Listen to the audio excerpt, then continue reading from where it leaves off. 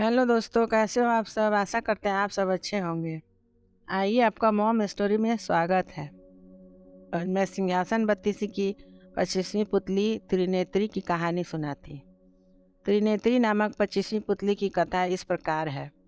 राजा विक्रमादित्य अपने प्रजा के सुख दुख का पता लगाने के लिए कभी कभी वेश बदल कर घूमा करते थे तथा खुद सारी समस्या का पता लगाकर निदान करते थे। उनके राज्य में एक दरिद्र ब्राह्मण और भाट रहते थे। वे दोनों अपना कष्ट अपने तक ही सीमित रखते हुए जीवन यापन कर रहे थे तथा कभी किसी के प्रति कोई शिकायत नहीं रखते थे। वे अपनी गरीबी को अपना प्रारंभ समझकर सदा खुश रहते थे तथा सीमित आय से संतुष्ट थे। सब कुछ ठीक चल रहा था, मगर जब भाट की बेटी विवाह योग्य हुई तो भाट की पत्नी को उसके विवाह की चिंता सताने लगी। उसने अपने पति से कहा कि वह पुश्तैनी पेशे से जो कमा कर लाता है उससे दैनिक खर्च तो आराम से चल जाता है, मगर बेटी के विवाह के लिए कुछ भी नहीं बच पाता। बेटी के विवाह में बहुत खर्च आता है, अतः उसे कोई और यत्न करना होगा। भाट यह सुनकर हंस पड़ा और कहने लगा कि बेटी उसे भगवान की इच्छा से प्राप्त हुई है, इसीलिए उसके विवाह के लिए भगवान कोई रास्ता निकाल ही देंगे। अगर ऐसा नहीं होता तो हम हर दंपति को केवल पुत्र ही की प्राप्ति होती या कोई दंपति संतान ही न रहते। सब ईश्वर की इच्छा से ही होता है। दिन बीतते गए पर भाट की को बेटी के विवाह में खर्च लायक धन नहीं मिल सका। उसकी पत्नी अब दुखी रहने लगी। भाट से उसका दुख नहीं देखा गया तो वह एक दिन धन इकट्ठा करने की नीयत से निकल पड़ा।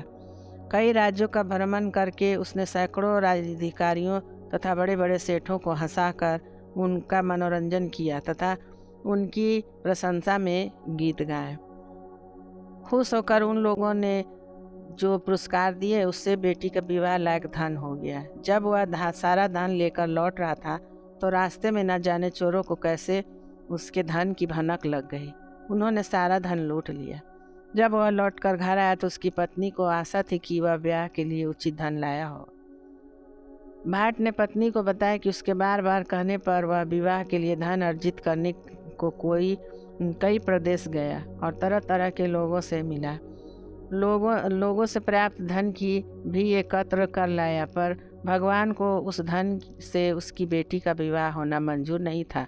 रास्ते में सारा धन लुटेरों ने लूट लिया और किसी तरह प्राण बचाकर वह घर वापस लौट आया। भाट की पत्नी गहरी चिंता में डूब गई। उसने पति से पूछा कि अब बेटी का ब्याह कैसे होगा। भाट ने फिर अपने बात दोहराई कि जिसने बेटी दी है वही ईश्वर उसके विवाह की व्यवस्था भी कर देंगे। इस पर उसकी पत्नी निराशा भरी खीस के साथ बोली कि ईश्वर लगता है महाराजा विक्रम को विवाह के व्यवस्था करने भेजेंगे। जब यह वार्तालाप हो रहा था तभी महाराज उसके घर के वापस से गुजर रहे थे। उन्हें भाट की पत्नी की टिप्पणी पर हंसी आ गई।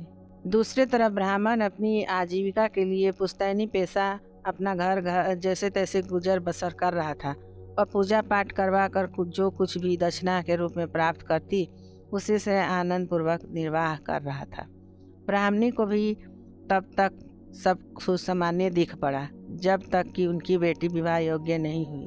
बेटी के विवाह की चिंता जब सताने लगी तो उसने ब्राह्मण को कुछ धन जमा करने को कहा, मगर ब्राह्मण चाहकर भी नहीं कर पाया।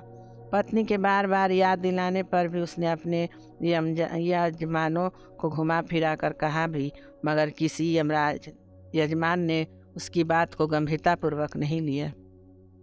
एक दिन ब्राह्मणी तंग आकर बोली कि विवाह खर्च महाराजा विक्रमादित्य से मांग कर देखो, क्योंकि अब और कोई विकल्प नहीं है। कन्यादान तो करना ही है। ब्राह्मण ने कहा कि वह महाराज के पास जरूर जाएगा, महाराज धन दान करेंगे तो सारी व्यवस्था हो जाएगी। उसकी पत्नी के साथ पूरी बातचीत विक्रम ने सुन ली, क्योंकि उसी समय वे उसके घर के पास से गुजर रहे थे। सुबह में उन्होंने सिपाहियों को भेजा और भाट तथा ब्राह्मण दोनों को दरबार में बुलवाया। विक्रमादित्य ने अपने हाथों से भाट को 10 लाख स्वर्ण मुद्राएं दान की। फिर ब्राह्मण को राजकोष से कुछ 100 मुद्राएं दिलवा दी। वे दोनों अति प्रसन्न हो वहाँ से विदा हो गए। जब वे चले गए तो एक दरबारी ने महाराज से कुछ कहने की अनुमति मांगी। उसने जिज्ञासा की कि भाट और ब्राह्मण दोनों कन्यादान के लिए धन चाहते थे, तो महाराज ने पक्षपात क्यों किया? भाट को 10 लाख और ब्राह्मण को सिर्फ कुछ 100 मुद्राएं क्यों दी? विक्रम ने जवाब दिया कि भाट धन के लिए उनके आश्रय पर नहीं बैठा था, वह ईश्वर से आस लगाए बैठा था।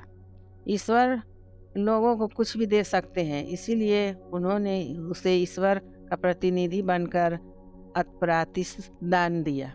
जबकि ब्राह्मण कुलीन वंश का होते हुए भी ईश्वर में पूरी आस्था नहीं रखता था, वह उनसे सहायता की अपेक्षा रखता था। राजा भी आम मनुष्य है, ईश्वर का स्थान नहीं ले सकता। उन्होंने उसे उतना ही धन दिया जितना में विवाह अच्छी तरह संपन्न हो जाए। राजा का ऐसा गूढ़ उत्तर सुनकर दरबारी ने मन ही मन उनकी प्रशंसा की तथा चुप हो गया। दोस्तों, कृपया लाइक करें, सब्सक्राइब करें। धन्यवाद।